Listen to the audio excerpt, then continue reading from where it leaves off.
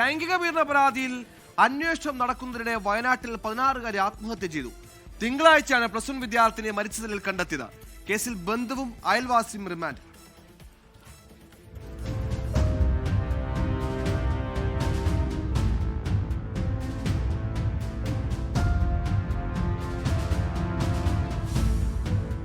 പതിനാറുകാരി പീഡനത്തിനിരയായ വിവരം ഇക്കഴിഞ്ഞ 10-ാം തീയതിയോടെ സ്കൂൾ അധികൃതർ പോലീസിനെ അറിയിച്ചിരുന്നു.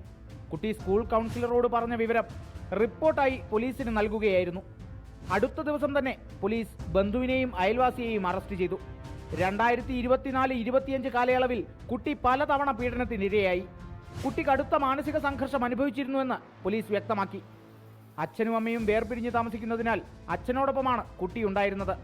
എന്നാൽ പിന്നീട് ഇക്കഴിഞ്ഞ തിങ്കളാഴ്ച കുട്ടിയെ വീട്ടിൽ തൂങ്ങി മരിച്ച നിലയിൽ കണ്ടെത്തുകയായിരുന്നു.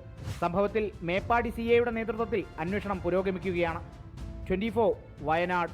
ലോകത്തെവിടെയായാലും ഏത് സമയത്തും 24 വാർത്തകളും ഓഗ്മെന്റഡ് റിയാലിറ്റി പാക്കേജുകളും എക്സ്പ്ലെയിനറുകളും വിശദമായി കാണാൻ ഞങ്ങളുടെ യൂട്യൂബ് ചാനൽ നിങ്ങൾക്ക് സബ്സ്ക്രൈബ് ചെയ്യാം.